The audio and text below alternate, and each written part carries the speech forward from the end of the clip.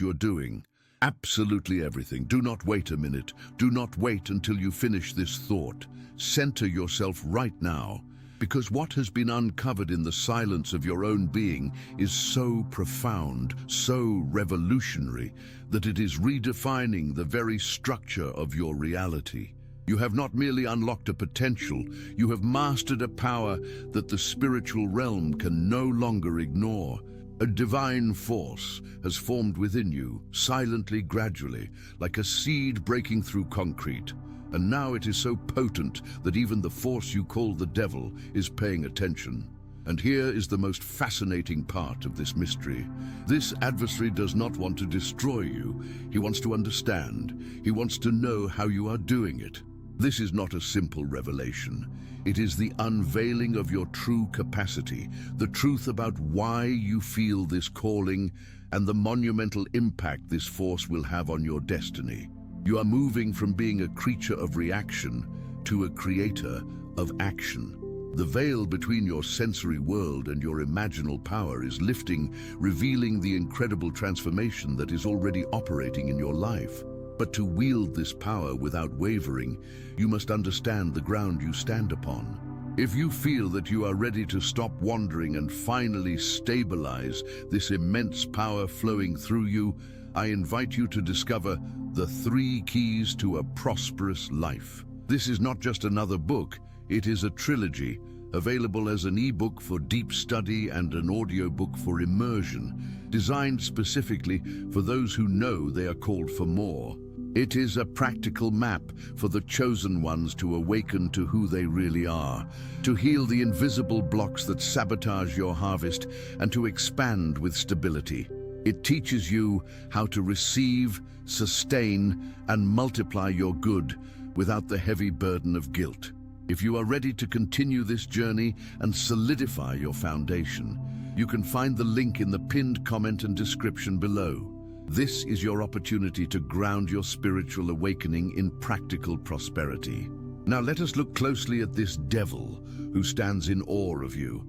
In the world of Caesar, you are taught to fear the devil as an external monster, a fallen angel seeking your ruin. But we know through the law of your own wonderful human imagination that there is no being outside of you that has power over you. The devil is nothing more than the spirit of doubt. He is the personification of your 5 senses when they scream that you are poor, sick, or lonely. He is the accumulation of your past memories that tell you you cannot have it. So why do I say he wants to learn from you? Because you have begun to do something that defies the logic of the senses. You have started to deny the evidence of your eyes and ears in favor of the vision in your heart. When the world told you it is impossible, you dared to assume it is done. This new power you have mastered is the power of non-reaction. In the past, when a negative circumstance arose, a bill you couldn't pay, a diagnosis, a conflict, you would react. You would feed that state with your fear, and by feeding it, you gave the devil his power. You worshipped the problem. But recently, something shifted. You felt the fear rise, but you did not identify with it. You looked at the lack in your bank account, and instead of panicking, you went into the silence and felt the relief of abundance. You looked at the disagreement, and instead of arguing, you revised the conversation in your mind until it was loving. This is the power that confuses the spirit of doubt. The devil, your own doubts and the shadows of your past, looks at you and wonders, why is he not afraid? Why is she not crumbling? You have become a master of your attention, and there is no greater power in the universe than an attention controlled and directed by love. If you are beginning to recognize this shift in your own reactions, if you have felt that strange calm in the middle of a storm, press the like button. It is a small physical act that signals to your subconscious that you accept this new definition of yourself. Consider the symbolism of the spiritual battle. You often hear of Archangel Michael fighting the dragon. In your mind, Michael is not a winged man with a sword floating in the clouds. Michael is your ability to focus your attention on your ideal. Michael is the who is like God state within you. The dragon, or the devil, is the chaotic mass of sensory facts that contradict your desire. The battle is not in the sky, it is in your mind, right now. Every time you withdraw your attention from the bad news and place it on the wish fulfilled, Michael strikes the dragon, and you have been winning this battle. That is why the resistance feels so strange lately. It is not attacking you, it is yielding to you. The outer world is merely a mirror. If you stand before a mirror and smile, the reflection has no choice but to smile back.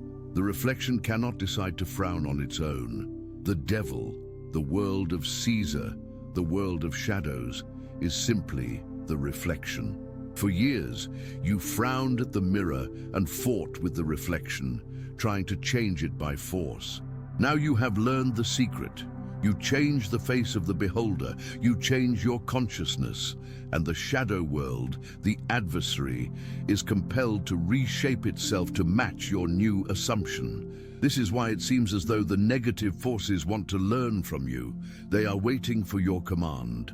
The moment you mastered the art of feeling it real before seeing it in the world, you became the operant power. You stopped being the victim of your thoughts and became the selector of them. But be warned, this power requires vigilance. The old man, the old self, will try to engage you in conversation. He will whisper, "Look at the facts. Be realistic." This is the test. To master this power fully, you must treat these doubts not as enemies to be fought, but as irrelevant noise to be ignored. You do not argue with the radio when it plays a song you dislike. You simply change the station. Think of a moment recently where you almost spiraled into negativity but caught yourself. That split-second decision to turn your mind back to the feeling of the wish fulfilled, that was the moment you commanded the spiritual realm. You might not have seen the earth shake, but in the dimension of cause, mountains were moved. The devil of doubt had to bow because you did not give him your consent to exist.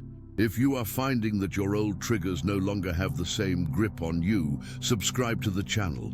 We are building a community of those who have decided to wake up from the dream of victimhood and take their place as conscious creators.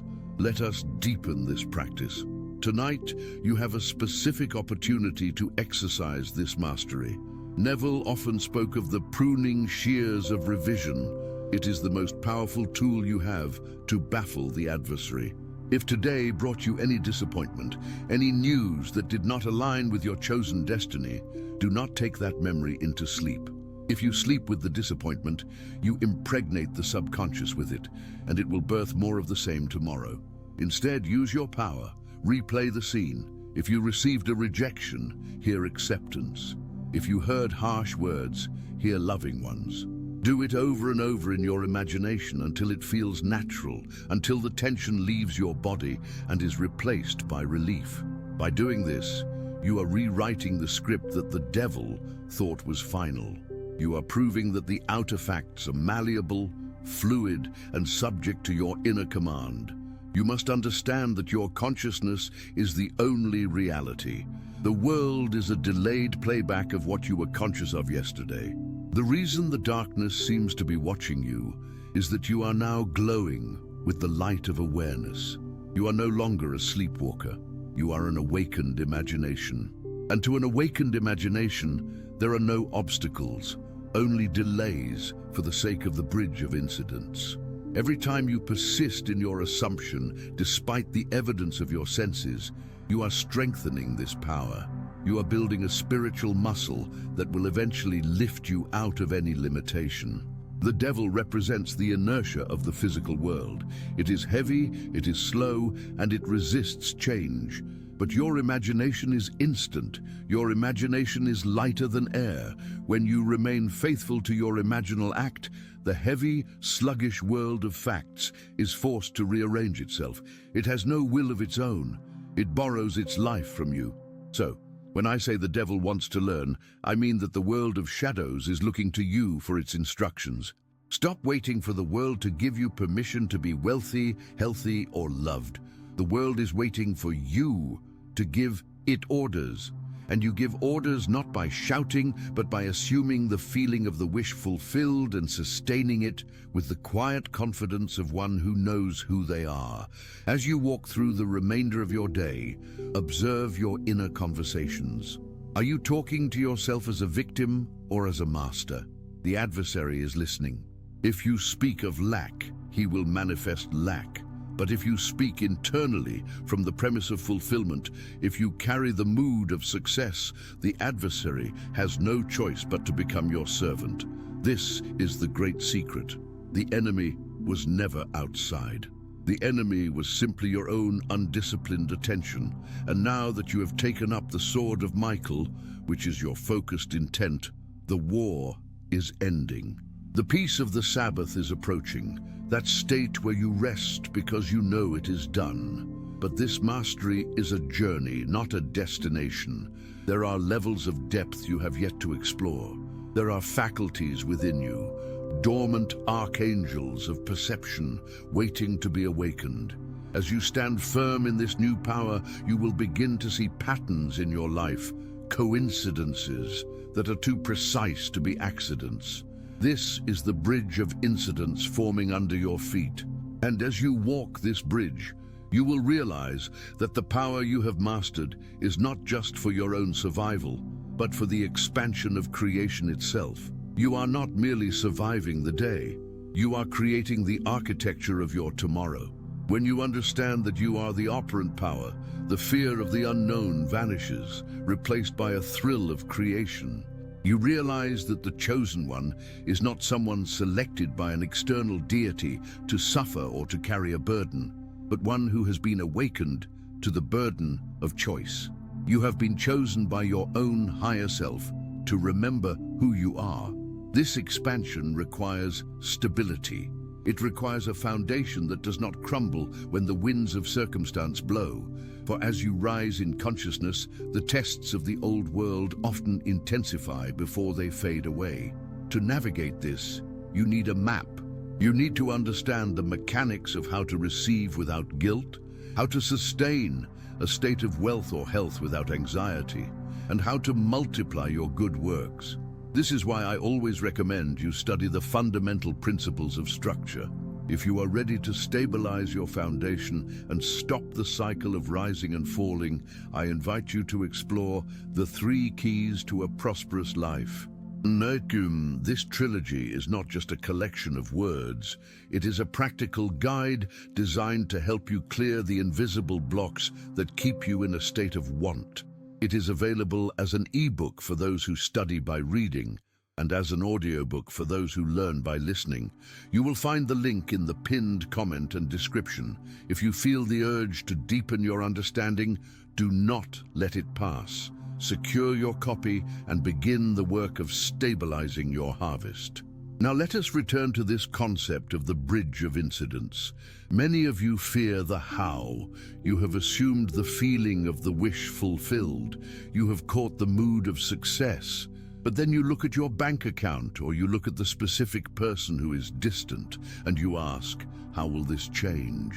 By asking how, you are stepping out of the state of the end and returning to the state of lack.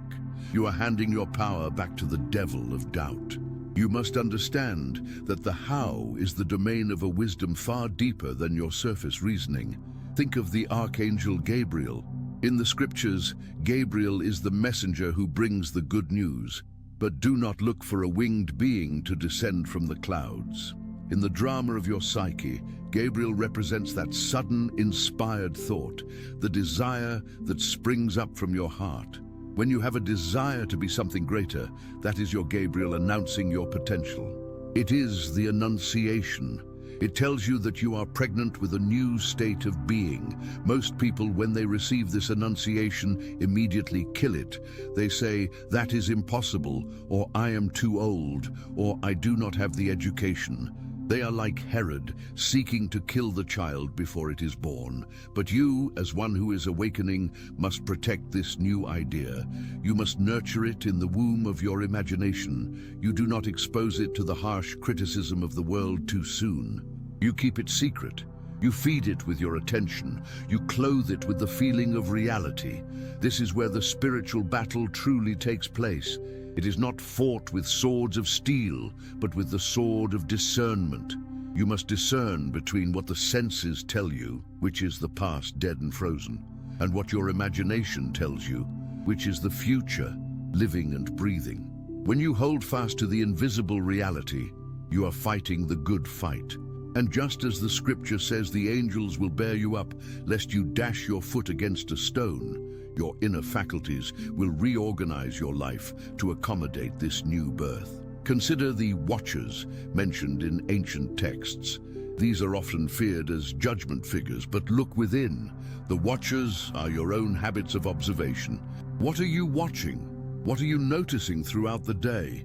If you are constantly noticing injustice, pain, and limitation, your inner watchers are recording that decree and hardening it into your reality. You must retrain your watchers. Command them to look for evidence of your success. Even a small sign, a minor improvement should be celebrated. When you acknowledge the good, you are blessing it, and what you bless multiplies. If you are finding value in this perspective, if you are beginning to see your inner battles in a new light, express that alignment by liking this content. It signals to the collective mind that you are ready for deeper truths. Let us speak of the wilderness. Every chosen one walks through the wilderness. This is the period of time between your assumption of the wish fulfilled and its hardening into fact. To the outer eye, nothing is happening. You may even face challenges that seem to contradict your prayer. Do not despair. The wilderness is not a punishment, it is a clearing. It is where the old structures fall away to make room for the new. When the Israelites left Egypt, they did not enter the promised land immediately. They had to shed the slave mentality. You are leaving the Egypt of your limitations, poverty, sickness, loneliness. But you cannot enter your promised land, your wish fulfilled, while you still think like a slave. The wilderness is where you learn to trust the I Am. It is where you learn that your supply does not come from Pharaoh, the employer, the government, the economy, but from the manna that falls from heaven, which is your own wonderful human imagination providing for you day by day. During this time, the dragon of fear will roar the loudest. It will scream that you are deluded. It will point to the bills on the table. It will point to the medical report. This is the critical moment.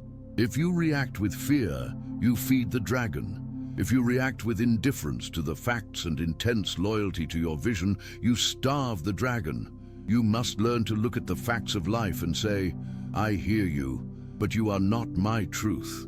My truth is what I've seen in the silence of my soul. This brings us to the technique of the armor of God. You have heard of the shield of faith and the helmet of salvation. Let us apply this practically. The helmet protects the head, the mind. Salvation, in my teaching, is simply a solution to a problem.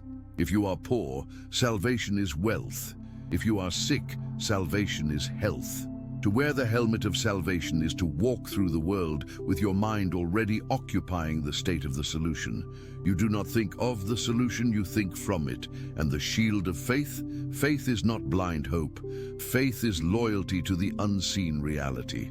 When the arrows of doubt come, perhaps a negative comment from a friend or a setback at work, they hit the shield. They do not penetrate your mood. You remain in the state of the wish fulfilled. You do not react. You respond from your new identity. This armor is your aura of conviction. When you wear it, people treat you differently. They sense a change in your energy.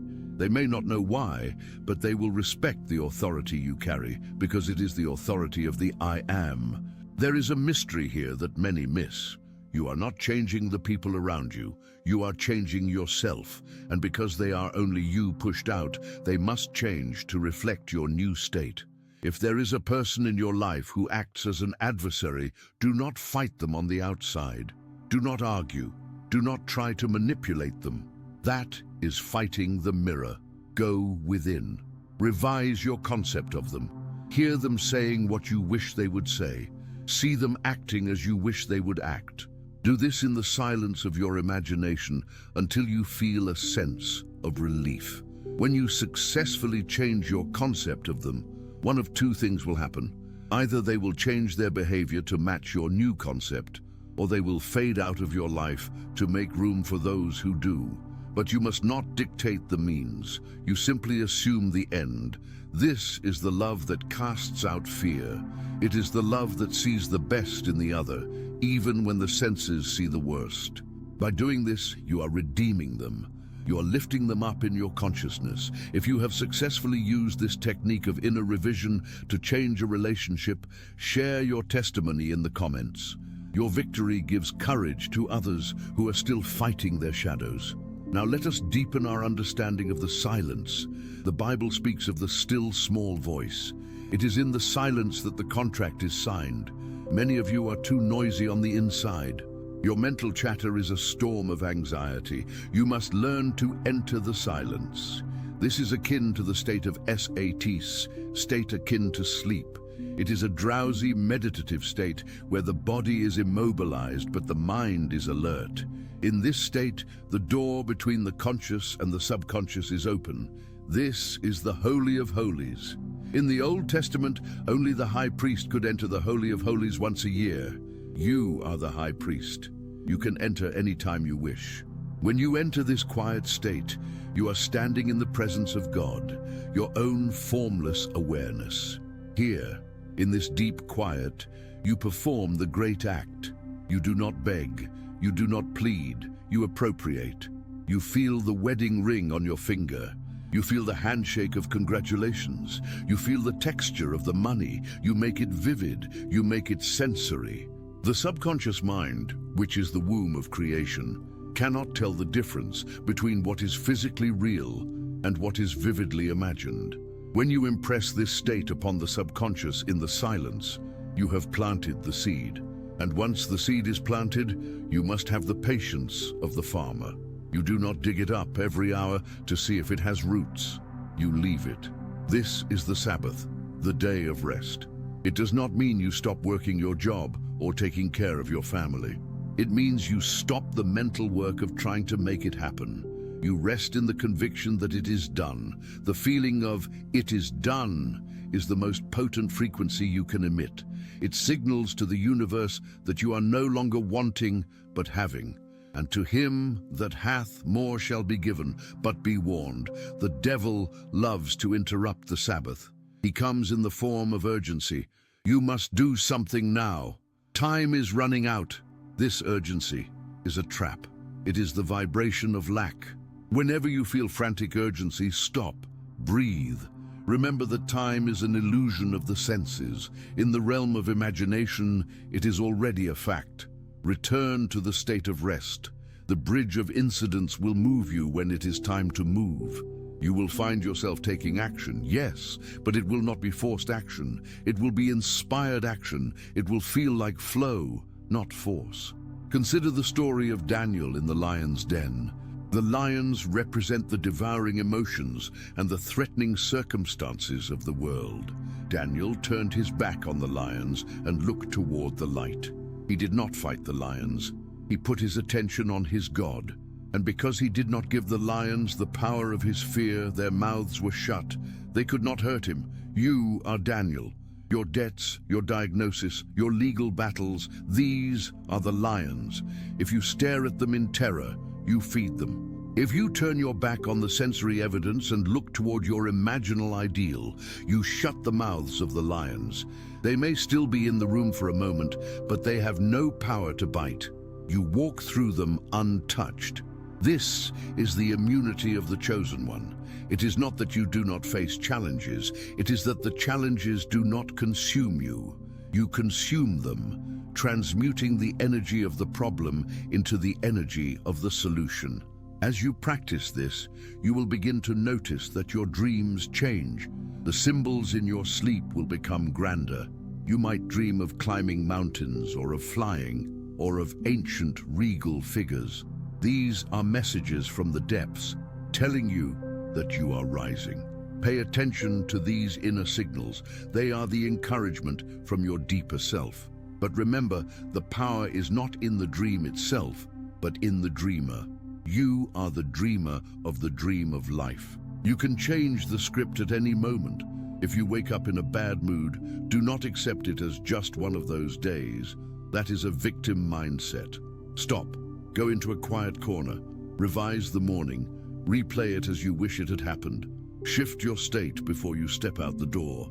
Do not carry a seed of negativity into your day, for it will grow into a weed of conflict by noon. You are the gardener of your soul. Every thought is a seed. Every feeling is the water. The sun is your attention. What are you watering today?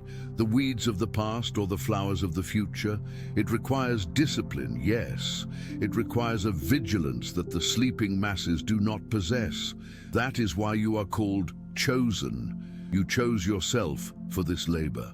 And the harvest is a life of freedom, a life where you are not a pawn on a chessboard, but the player moving the pieces. There is a profound concept known as the resurrection of the dead. In the mystical sense, the dead are the states of being that you have forgotten or that seem impossible. Your childhood dreams, your desire for true love, your ambition, they may seem dead and buried. But you, through the power of your imagination, can breathe life into them. You call them forth from the tomb. You say, Lazarus, come forth to your dormant desires. You do this by giving them your blood, which is your life force, your attention. When you withdraw your attention from the problems of the world and place it on your desire, you are resurrecting the dead. You are bringing the non-existent into existence. This is the creative power of God acting through you.